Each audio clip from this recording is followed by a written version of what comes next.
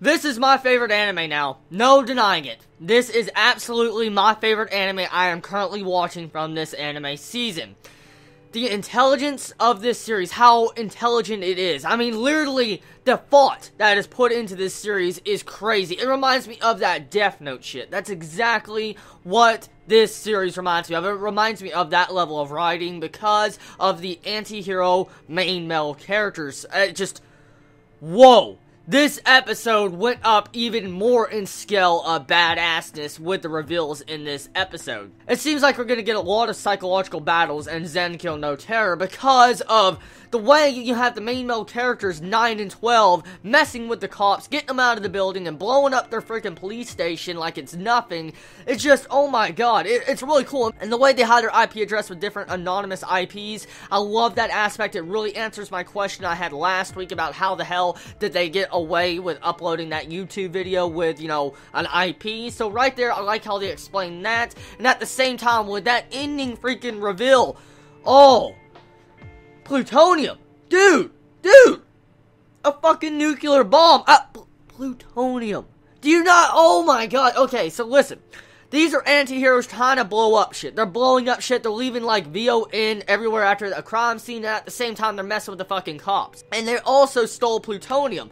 And so, where this leads at, okay, is that since this is technically a terrorist anime, they have a nuclear bomb. They can blow up a nuclear bomb inside of Tokyo and kill everybody. So, right now, this just upped the scale of just terror in this series. Honestly, it did. Because, I mean, imagine how the cops are feeling right now, knowing that they have a nuclear device in their hands. They can make a nuclear device and blow up everything, and they don't know when it'll blow up. Because as we can clearly see, 9 and 12 are outsmarting the cops, and they can't do a damn thing about it because they're completely intelligent. And the only thing I can see right now that stands in the way of 9 and 12 is Shibazaki. That's the only person I see that stands in the way of 9 and 12. And also, I love that freaking Death Note device. For instance, how Shibazaki actually managed to understand that riddle, the other story to it. It was really cool how they used Greek mythology to do that riddle. It's really intelligent, and you don't see a lot of stuff like that in anime, and that's why I'm really enjoying this series, because it had so many references and riddles to it that I was just downright, my mouth dropped to the floor. I was like, oh my god, they're actually doing Greek mythology with a Sphinx.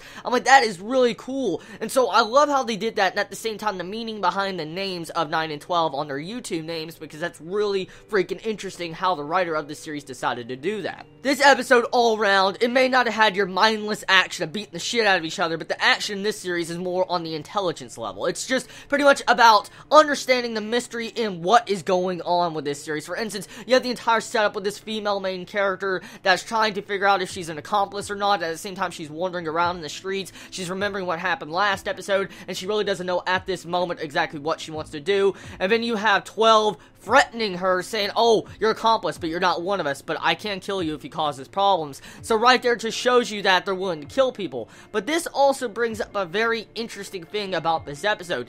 Now, I know for a fact everybody's probably noticed already, and it also shows it in this episode, but it seems like 9 and 12 are not wanting to kill people. For instance, we see that they always try to evacuate the building, but when they evacuate the building, they blow it up. So it seems like they're not really trying to have casualties, they're just trying to demonstrate a point. So what is the point they're trying to demonstrate, and what was the entire point of having a plutonium fucking nuclear bomb? You know, just getting plutonium in and of itself. Why would they need that if they're not really trying to kill people? Are they willing to go to that extent to hold the entire country hostage? There's big questions. We need to know more about the motives of 9 and 12, and also I want to bring up an interesting topic that probably not a lot of people really realize, and it's very controversial. 9 and 12's name. I don't know if anyone's understood the meaning of those names yet, and I don't know this is a terrorist anime, so think about this real quick, okay?